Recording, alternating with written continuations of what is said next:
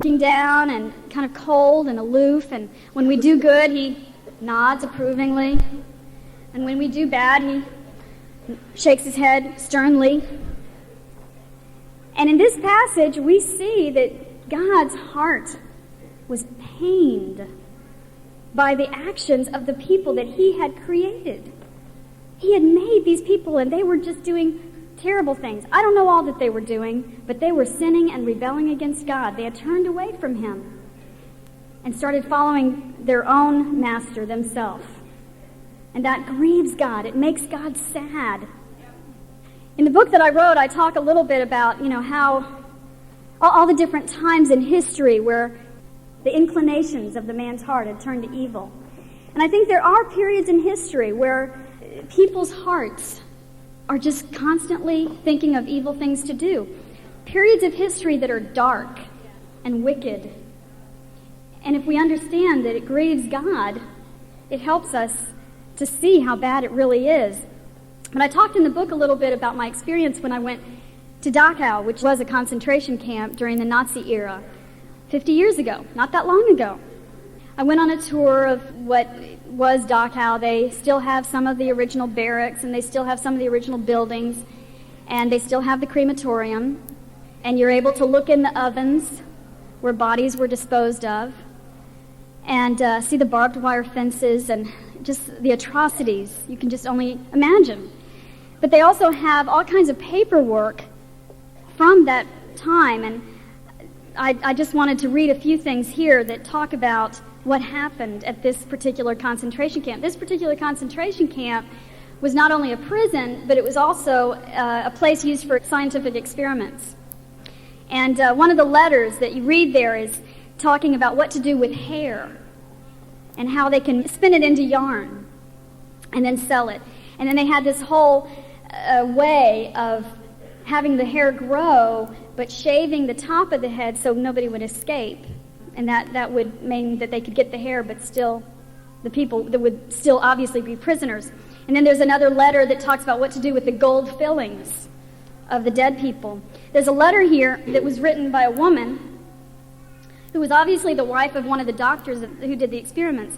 And one of the quotes in the letter, she says, "My husband is very pleased at the interest which you have shown in his experiments. At Easter, he conducted the experiments for which Dr. Romberg would have shown too much restraint and compassion on his own. They purposely infected people with malaria, with sepsis, with all kinds of diseases." And then it says the majority of prisoners used for these experiments were clergymen of all nationalities. And then this is a famous quote of Heinrich Himmler, which was written he said it in 1943. It says, "Most of you will know what it means to be confronted with 100, 500, or 1,000 corpses at one time. Having endured this experience without losing our decency, apart from occasional signs of human weakness, has hardened us. This is a glorious page of our history." In other words, they're proud of themselves for being able to do this without giving in to human weakness, in his opinion, being compassion. People are capable of incredible evil. But you have to think about this, sisters, because you can look at a time like that, a period like that in history, or other dark times, and think, oh, they were so terrible. How could they have done such a thing as that? But I want to tell you that each and every one of us is capable of evil, of incredible evil. You don't even know the evil that you're capable of until you get into a situation that causes you to harden your heart. I've shared about this before, and I know that there are many women in this audience who, before they were Christians, had abortions. And I remember as a young girl believing, in ethical reasons, not religious reasons, but for moral reasons, that abortion was wrong. I had read a Reader's Digest article when I was a young teenager about what happens in the time of conception, the fetus, and and I remember reading that and definitely having the conviction that abortion was taking a human life. And as time went on, I always said, I will never have an abortion. And you say that, and you think, I would never be capable to commit such a heinous crime, until I found myself pregnant. Not married, college sophomore. What do? I was very capable of committing that evil because I got put in that situation. And I think basic thing that we have to remember, sisters, is we will be capable of evil when we get away from God. When we're not with God, we can do all kinds of things that we, at this point, might feel like would be terrible, shameful. But we can compromise and rationalize and do things, wicked things. So I don't want you to look at even a situation like Dachau and think, oh, those people were so bad. Or the time of Noah, oh, those people were so bad. Because the point that God made was that the inclination of their heart was evil. They started thinking about bad things to do. And we could fall into that if we get away from God. You know what happened? The floods came. Of course, Noah built the ark, and his wife and his sons and all the animals. In fact, the song is a little incorrect. I mean, they came in by twosies, but some of them, the unclean animals came in by twosies. The clean animals came in by sevensies. You can go back and read it, but obviously the effects of the flood and it's just important to know that just about every culture has some sort of a story or thought or remembrance of a flood, of a worldwide flood. And obviously some of those are just shadows of the truth, which was Noah and the ark. And I don't know if many of you remember the slide that was shown earlier today of one of the scenes from the ark. It was a husband climbing up a tree with a man on his back and holding with one hand his wife, who's pulling, and she's holding a baby in one arm, and another child is holding on by her hair. And they're trying to climb to the top of this mountain, and he's got his arm around a tree, and the tree, you can tell, is breaking. I mean, obviously, you couldn't catch all that in the slideshow, but when you look at that painting, it strikes me. It's so intense. But you know what? I look at that painting, and I have a little postcard of it I keep in my Bible. And I look at it because I tell myself, that woman is me without God. That's how I am. And I know that. And I think even times when I'm not doing spiritually, I look at that postcard and I say, there I am. There's Randy trying to hold on to me, and there's my kids, and I haven't figured out which one is pulling me by the hair. Depends on where the kids are at that point, but I'm just trying to hang on and trying to make it, and I'm going to fall. And it's a good remembrance that me without God is like that woman. Chapter 11, let's move on through. Chapter 11, of course, there's a lot of things that happen in between. Real quickly, I want to mention the Tower of Babel. As you know, probably the tower was built, and what the people said was that they wanted to, it says in verse 4 of chapter 11, then they said, come, let us build ourselves a city with a tower that reaches to the heavens, so that we may make a name for ourselves and not be scattered over the face of the whole earth. What was the sin here? They wanted to make a name for themselves. They wanted to be something outside of God's plan. And so I think it is important to note this and talk about the Tower of Babel, because just like God struck that whole thing down, He can do the same to us. When we get into anything and start trying to make a name for ourselves, God is not pleased. And I think especially that can happen in the kingdom. We start wanting to be somebody. And, there's nothing wrong, and I've said this, with trying to be your best and fulfill your potential and do all the things God wants you to do and do great things for God. I hope everybody in here wants that. But when we want it because we want to make a name for ourselves, we want to be known and popular, and that's when God wants to strike it down. And, you also have to look at the Tower of Babel and realize it was a mercy that God didn't allow them to succeed in their sin. I mean, God struck it down, and that was merciful. And in the same way, God does that to us. You start to do something, and you're feeling really good about it. You feel like, okay, this is my thing, and God crashes it. That's our mercy. That's His mercy to us when He doesn't allow us to succeed in our sin.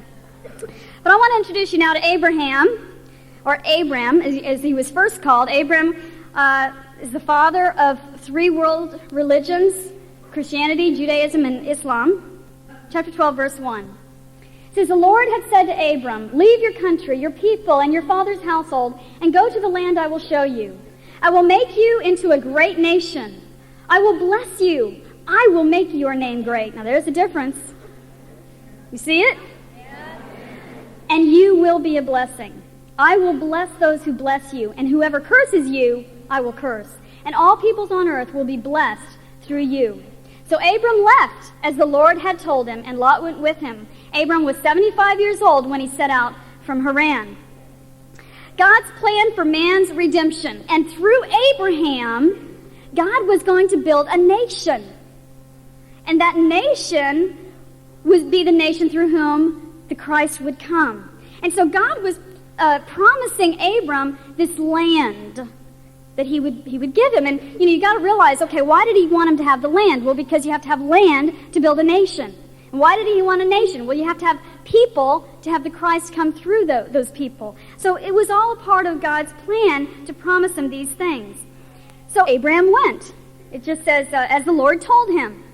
I mean, he just packed up and went.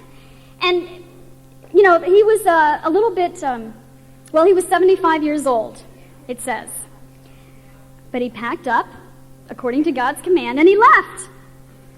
And I think that's a good lesson for us, that no matter what age we get to, we've always got to be willing to move on. It may not be moving physically and as far as from one city to another, but willing to do whatever God says, no matter what age you are. And I've mentioned this before, but the Boston Church is always talked about as being the oldest church in the modern day movement. Yep. And I don't know how you feel about that. That kind of bugs me a little bit. Sometimes like the oldest church, it kind of makes you feel like you're ancient. We're the oldest ones. But not when I think about it, when I think about Abraham and, of course, Enoch and some of the others that we've talked about. Because as the oldest ones, we still have to step out on faith. And I think that has been a little bit of a dilemma for some of the women of the Boston Church. Is that some of us have been around for so long, and we've seen so much, and it's hard to get up the energy and the stamina to step out on faith again. But Abram was willing to take these challenges and willing to move on. And the great thing about challenges, the great thing about moving and leaving things that you're comfortable with and changing what you're relying on, the great thing about that is that it makes you draw nearer to God. If you're just sort of comfortable, everything's going the same old way, the same old, you don't need God as much. You just sort of I get up every morning, I have my quiet time, I go to work, I feed my kids, I go to church, I try to invite people to church. You kind of just, it's the same old. That's discouraging. That can get, I don't like that. And I'm excited when God gives me new challenges. I'm excited when new things come up that are kind of at the first step, you're kind of, why is this happening? But then as you move through it, God just keeps giving you the strength and the ability to work through it. But he finally got to the land of Canaan in chapter 12, verse 7. But what happened in verse 10 is that there was a famine in the land. And so he had to go down to Egypt. Now, I guess I question whether the actual going down to Egypt was right or wrong. I do know some of the things he did in Egypt were wrong. But at any rate, this famine brought about a compromise in Abram's heart. And you have to think about this, though, because a famine means no food. No food. And none of us, at least I don't, if there's somebody in here that has lived through the famine, I don't know you, but most of us have never been through something like this. And of course we read about it in the newspapers and we see children who are starving, and of course it's a horrible thing, but I don't even, when you read the Bible and you say, there's a famine and Abram went down there and he did this, you forget how horrible it was. Where there was, the cattle was skinny and the grain was dry, there was no grain and no water, whatever the reason for the famine, no food. Well, and so it's so easy sometimes to look at Abram and say, why did you blow it? Why didn't you just stay there in Canaan, or why did you do what you did? Instead of realizing he was in a matter of life and death. He was in a scary spot. And that's what happens is when we get scared, when things don't go exactly the way we think they should, it leads us to compromise. It leads us to doing things that really are against our deepest principles. But we start giving in because we don't see the answers right away, and we compromise. And this is the stumbling block that you're going to see throughout Abraham's life, is that he gave in when things didn't look like they were happening. In this instance, in Egypt, what happened here is that he lied about his wife. Now, what happened, you got to understand this, is that he went into Egypt, he has his wife, and apparently he'd heard or thought that if they saw a woman that they wanted, that they would kill the husband and take the wife into the harem, and so the king would have her as his concubine. So Abraham came up with this scheme of telling Sarah, okay, now Sarah, you tell everybody that you're my sister, and then they won't kill me. Now, that makes sense, but then you think, yeah, but she had to go into the harem, and she did. And I think that it's sort of funny when you think about it. And by the way, he was partly true, because Sarah was his half-sister. So, you could kind of go, oh, well, it's sort of true. But he was married to her. And so, anyway, Abraham really blew it. Now, I want to talk about one thing, though, another thing that we might overlook, and that is Sarah herself was probably approaching 70. Now, in our modern aging process, that would be maybe around middle-aged, okay, because they lived a lot longer, so 70 might have been around middle-aged. She is still so beautiful that he is afraid for his life. That's how beautiful Sarah was. He looks at her, she's such a beauty, he goes, I'm going to get killed because they're going to take her away. And that's when he devises the lie. But I just want us to think about this, those of us who are middle-aged. And you notice I put myself in that category. I don't really know when middle age begins, honestly. I'm 43, and I guess that's, I don't know, the older you get, you go, 43, middle age is like 60, And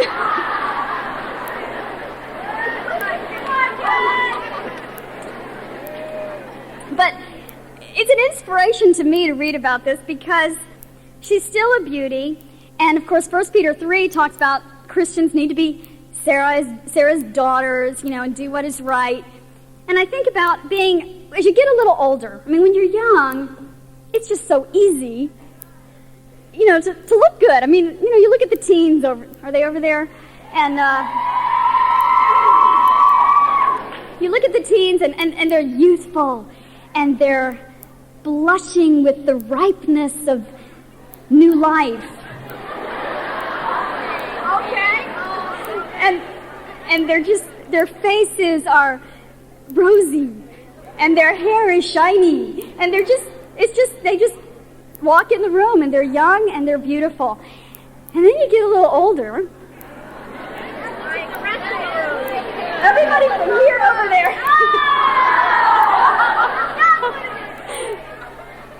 And it's, it's a lot more of an effort.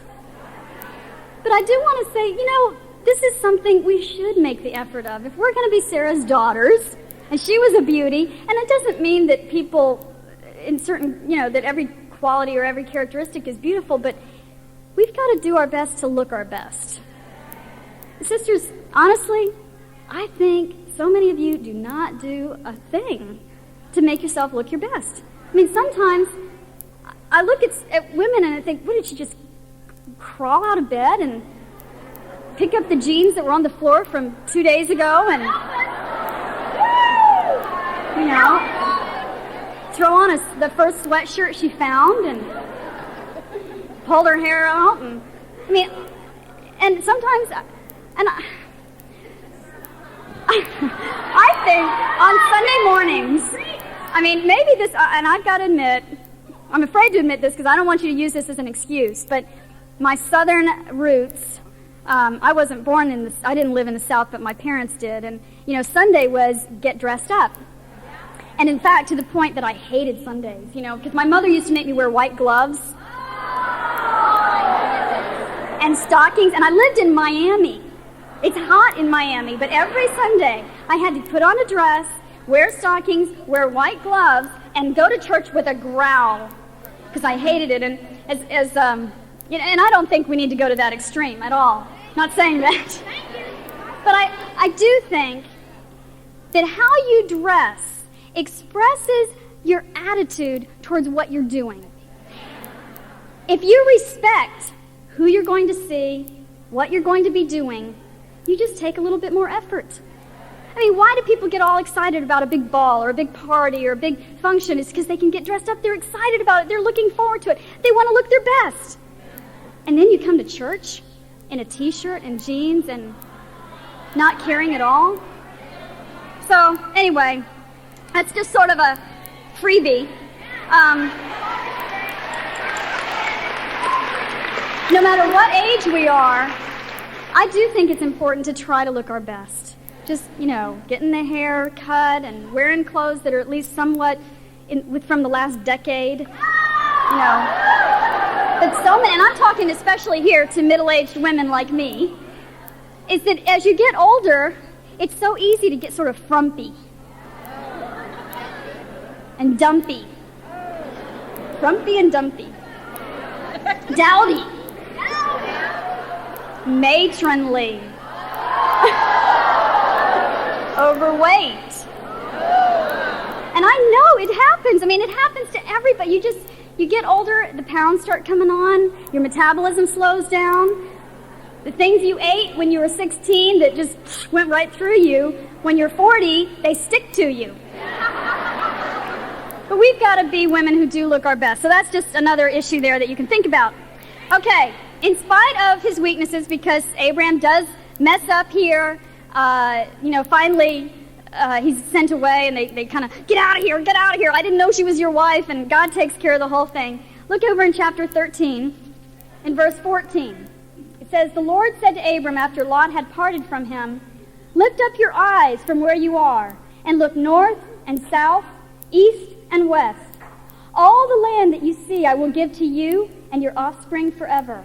I will make your offspring like the dust of the earth, so that if anyone could count the dust, then your offspring could be counted. Go walk the length and breadth of the land, for I am giving it to you. I mean, this is an incredible promise. He's saying, everywhere you see, this way, that way, everything is yours. Look at the dust on the ground. Can you count the number of specks of dust? Neither can you count your descendants. That's an incredible promise that he's giving to Abraham. And then in chapter 15, verse 5, another time he gives them the promise. He says, he took him outside and said, look up at the heavens and count the stars, if indeed you can count them. Then he said to him, so shall your offspring be. And of course, this is in a time when the pollution and the lights weren't obstructing the view of the stars. I mean, if you've ever been in a situation that's, I don't know, maybe out in the desert or somewhere where there's no lights, and you look up, okay. If you've ever been in New Hampshire,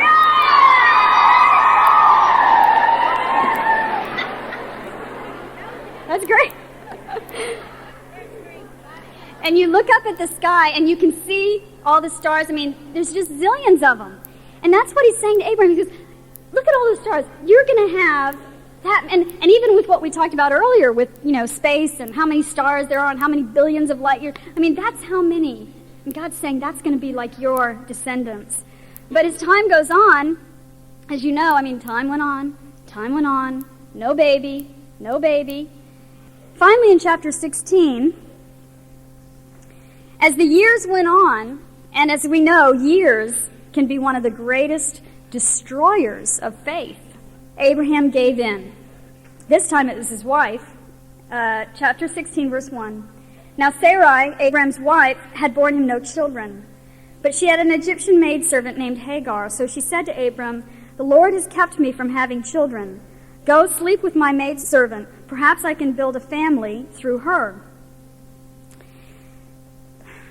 And Abraham agreed to what Sarah said. So after Abraham had been living in Canaan 10 years, Sarai, his wife, took her Egyptian maidservant Hagar and gave her to her husband to be his wife. He slept with Hagar, and she conceived. As I read this, it sort of has a familiar ring to it, because, it says Sarai gave Hagar to her husband, and he slept with her. And it reminds me a little bit of Eve gave Adam the apple and he ate it. It's another situation where a husband gave in because the wife was weak and sinful. And again, it goes back to the influence that we have over our husbands.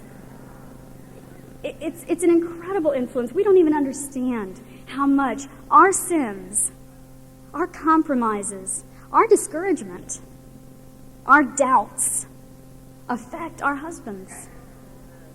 Bring them down. Even the strongest eventually sometimes are just weighed down by the burdens of having to pull this wife along who, isn't spiritual. And you've got to realize the influence that you can have. And I have to say, I am really thankful for the times that I tried to influence my husband but didn't.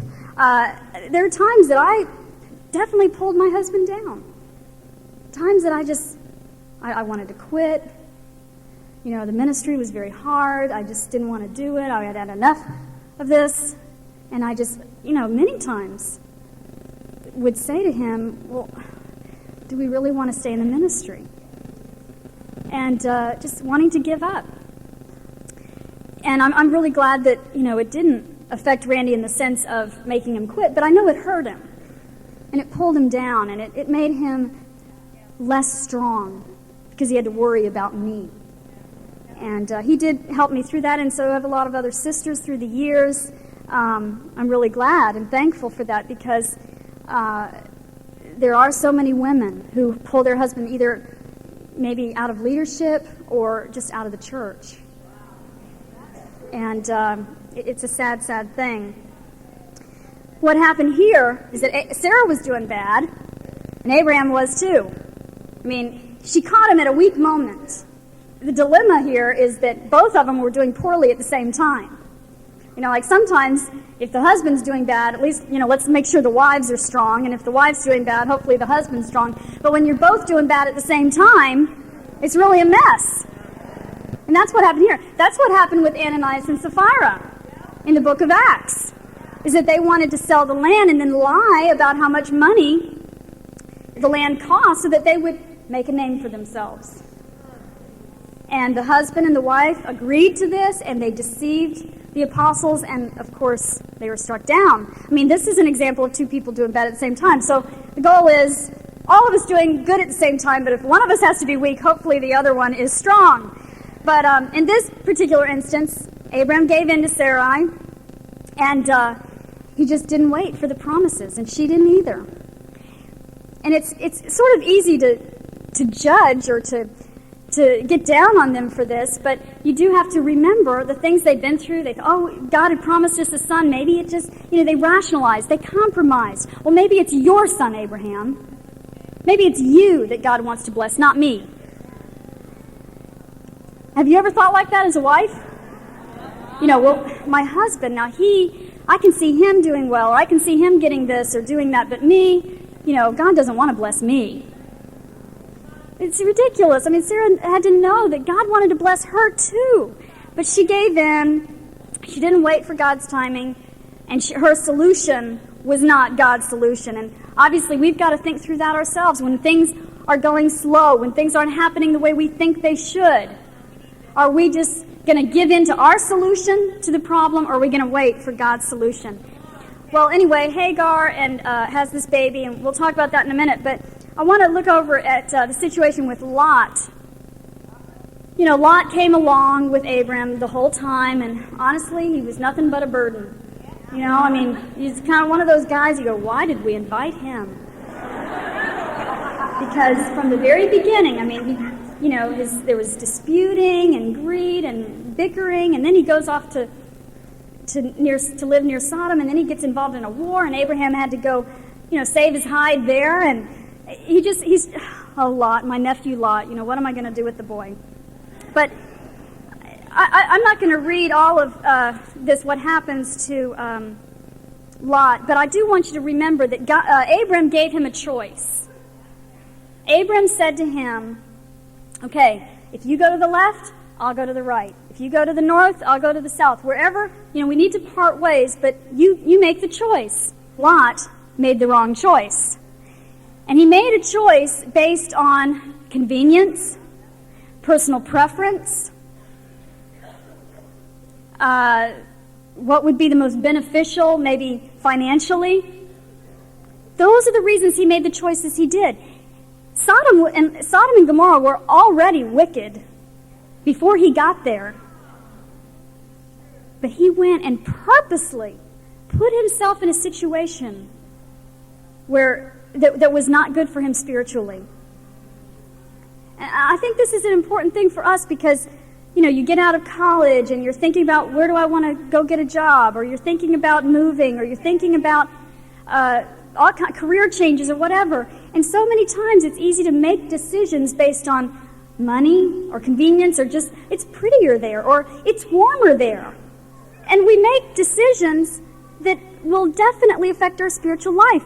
When I got out of college, I had my degree in broadcasting, and I lived in Gainesville, which really at that time was just a little podunk town.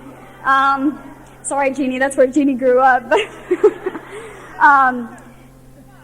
And I wanted to go back to Miami, because in Miami I had a job with Channel 7.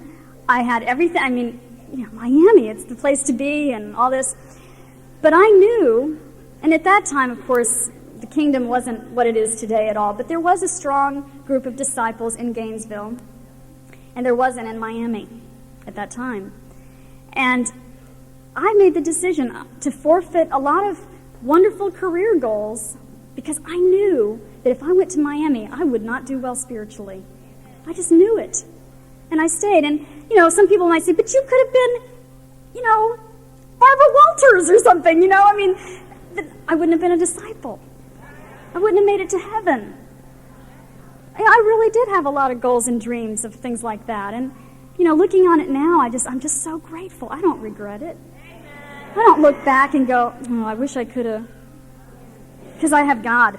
That's the greatest thing in the world. Okay, but he's in a place, Lot is in a place where, according to Abram's prayer and what happens if you read the whole story, if you look at it, there's not even 10 righteous people in this town. I mean, in the whole town, there's not even 10 righteous people. But I want you to remember that because we sometimes feel the same way. The majority doesn't make it right. There's a quote that I got out of the newspaper, out of Reflection for the Day. I read it every day because it's right underneath the comics. Best part of the newspaper. There's a quote in there that I just read a couple of days ago, and it says, "Popular opinion is the greatest lie in the world." That's this whole city of Sodom. Popular opinion was, let's do evil. But it was a lie. The whole city was a mess. So we've got to understand, when Lot was pulled out of his city, his loss was really his rescue. Sometimes when we get pulled out of a situation or a job or a place where we are with people, sometimes we feel, I lost this. And we don't realize, well, it was really God rescuing you from that. But at any rate, we do know, unfortunately, that the whole situation did influence his family. His wife disobeyed the clear command. The command was, don't look back, and she did. And then his daughters did this weird thing where they got him drunk. They're up in the cave, and they think our whole family line is going to die out. No. It's just irrational thinking. It's hysterical fears. And, they start thinking, if we have a child now, we never will. So they get their father drunk, and they take turns having sex with their father. It's just a horrible story, but they were influenced by that city. And then, just so you know, their descendants, the Moabites and the Ammonites, caused all kinds of problems for the later nation of Israel. But anyway, the whole thing about Lot was his choice. He made the wrong choice. We need to make the right choices. And then it goes on in chapter 18. Look up in verse 10. The Lord said, I will surely return to you about this time next year, and Sarah your wife will have a son. Now Sarah was listening at the entrance to the tent, which was behind him. I can relate to this. What are they talking about in there? Anyway. And it says, Abraham and Sarah were already old and well advanced in years, and Sarah was past the age of childbearing. Sarah laughed to herself as she thought, after I am worn out and my master is old, will I now have this pleasure? Now, I don't know which pleasure she meant. I don't know whether she meant...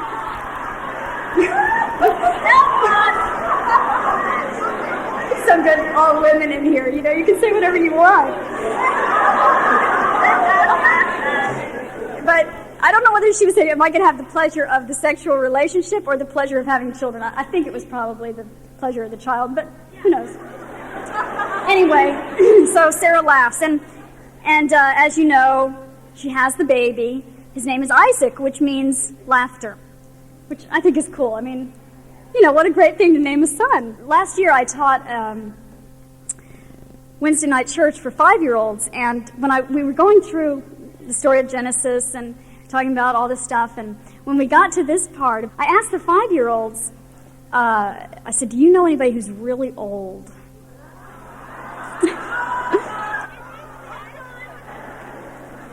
And I won't tell you some of the young people they mentioned, but no, I'm kidding. But they said people like, well, I have a grandmother, and I said, and you know how old people are. I mean, they're gray and sort of wrinkled and feeble and all that stuff. People who are really old. I said, you know what? Sarah was about that old, and can you imagine an old person pregnant? And it was just a cut-up in the whole class. I mean, everybody's just going, an old lady pregnant, and everybody laughed about it. And then I taught the kids that his name was laughter. His name was Isaac, which was laughter. And every time we had class from that point forward, anytime I talked about Isaac, they knew what his name was. They just thought it was the funniest thing. And it is. I mean, God's ways are just sort of hilarious. He does things.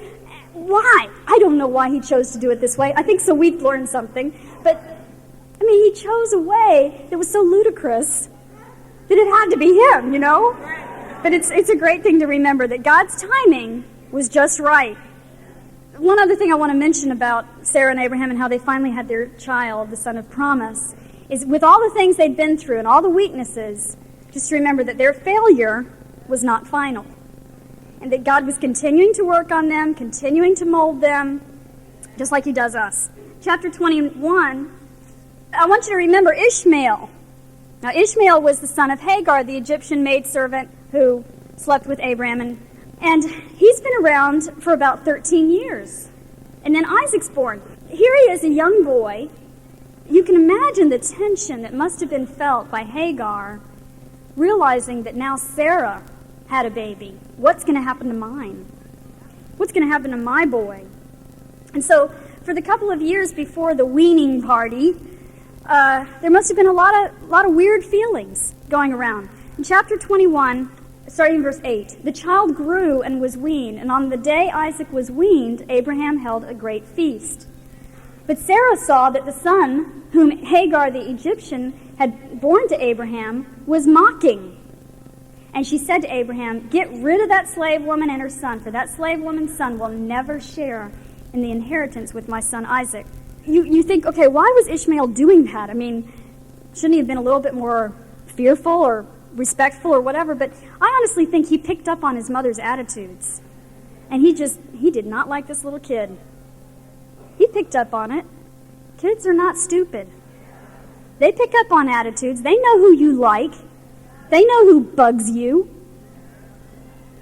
And it just sort of transferred on down. The mother's frustration, fear, anger came out through the son, I don't know, just doing something mean, something kind of ugly to the little boy who was being weaned. And what happens next it can seem kind of strange because we can look at it and say, why did Abraham agree to this? In chapter 21, verse 11, the matter distressed Abraham greatly because it concerned his son. But God said to him, do not be so distressed about the boy and your maidservant. Listen to whatever Sarah tells you, because it is through Isaac that your offspring will be reckoned. I will make the son of the maidservant into a nation also, because he is your offspring. Early the next morning, Abraham took some food and a skin of water and gave them to Hagar. He set them on her shoulders and then sent her off with a boy. That sounds like such a cruel, abandoning, unloving, uncompassionate father, to just send him off into the desert and know that what's going to happen and he could die. But what we have to remember here is that Abraham believed in the promises of God.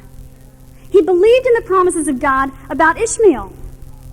And if he didn't believe that, if he just sent him away out of personal convenience to cause less friction in the home, then it was wrong, it was sinful, he would be guilty. But he sent him off, and he knew that somehow God was going to take care of that boy and make him into a great nation, which he did. I want to talk about this a little bit more in a second when we talk about Isaac, but we do have to realize this was, in a sense, the first sacrifice that Abram was asked to make. That he had to lose his first son. But he did it because he trusted in God. Ishmael was better off. Being excluded from the household of Abraham didn't mean he was excluded altogether. Didn't mean that he wasn't going to get some blessings. It was probably better for him not to be in the same household with Sarah and Isaac. But God was looking out for Ishmael too. And God was going to bless Ishmael too. And I think we've got to keep remembering that when we think about the troubles that we go through and the difficulties we face, is that God is not going to show favoritism. He's going to take care of each person as they are. Ishmael went to the land of Arabia, and it would be good for you to read Galatians 4 and 5 because it compares the slave and the son and how he uses Hagar and Sarah as examples in the book of Galatians, and thinking about how a slave has to earn his keep and prove his worth, where a son doesn't. And I think that's another issue for us to deal with is, do you look at yourself as a slave in the sense of having to earn your salvation, prove your worth? Or do you really look at yourself as a daughter of God, who's free, who may stumble, but knows that the Father is going to give him the blessings? Ishmael went to the land of Arabia. Basically, throughout history, there has been conflict, obviously, between the Jews and the Arabs, stemming from this. But God was true to his promise. He did make him into a great nation. Chapter 22, verse 1. Sometime later, God tested Abraham. He said to him, Abraham, "Here I am," he replied. Then God said, "Take your son, your only son Isaac, whom you love, and go to the region of Moriah. Sacrifice him there as a burnt offering on one of the mountains I will tell you about." Here he is. He's an old man. He's gone through a lot. He finally had the son of promise. And you think, oh, finally. Oh, now I can kick my feet up, sit back. God's blessed me. Everything's going to go well. I've done what I was supposed to do. And then God just whams this one on him. Sort of like us, when we think, okay, I've got it all under control, I've dealt with this, and I've done this, and okay, now my life is going to be clear sailing. I've overcome a lot, and I've gone through a lot, and you know what? It's never going to happen. God doesn't promise that. He'd gotten older, and you sort of start thinking, well, I'm all set. Things are going to get easier now. But it didn't. He had really the biggest test of his life. Test of faith, test of love. What do you really love the most? Which is a test that we are dealing with as we get older. Because when you're young, you love things, but I don't know, when you get older, you just get more attached. You get more attached to things, and you get more attached to people. I know a lot of people who say they can't remain a Christian because a relationship is taken away. A discipleship partner or a leader. They love that leader or that person or that discipleship partner more than anything. And we've got to realize that we can't get so attached to even people that we're not willing to love God first. God gives us so much, so many blessings, and it's so easy to start loving the gift instead of the giver. Money, relationships, whatever it may be, we start putting that first. And before, this thing about God testing Abraham, God didn't test him to flunk him. God didn't want to just, spam him and say, oh, you're going to fail the test. God wanted him to pass with flying colors. God wanted him to do awesome on this test. He did. He made him have go through this test so that he could grow and do well and be strengthened. And, well, tests are good, right? And that's how it is with tests in life. God isn't out to flunk you. He wants you to pass. He wants you to get an A++. It says in chapter 22, verse 3, early the next morning, Abram got up and saddled his donkey. Now, again, in case you didn't notice it, the last time God asked him to sacrifice a son, he did the same thing. Early the next morning, he got up. Now, some of us failed the test right there. Some people think that the sun just is up. They don't understand that it comes up gradually because they never get up to see it. And the first thing in the morning is sometimes the biggest test of the day. I have this joke with my daughter that I say. I tell her, snooze alarms are the tool of the devil. Because, you just keep punching that button. 5 more minutes, 5 more minutes, 5 more, and there goes your quiet time. So anyway, early the next morning, Abraham got up early and did what he needed to do. Obviously, we know that he went up on the mountain. He started to slay his son, and God stopped him from doing it. But we do know that Abraham trusted in God's promises, but just because he trusted in God's promises doesn't mean that it wasn't distressing.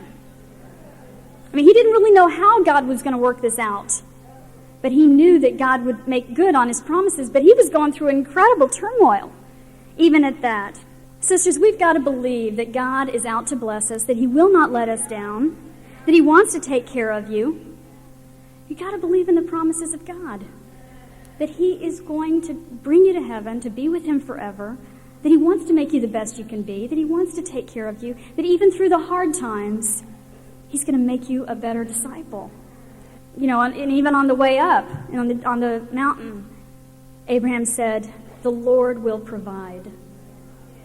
We've got to be willing to say that. We've got to be able to say, the Lord will provide. Several years ago, I heard Erica Kim speaking, and she gave an example of asking, in her speech, she was talking about how she had asked Irene Gerganis, who is an old woman who has done a lot and who's been in Japan as a missionary and has just been a real mother in the faith to a lot of people. But she had asked Irene Gerganis, what is it you really believe? What is it you hold to the most? And her answer was, the promises of God.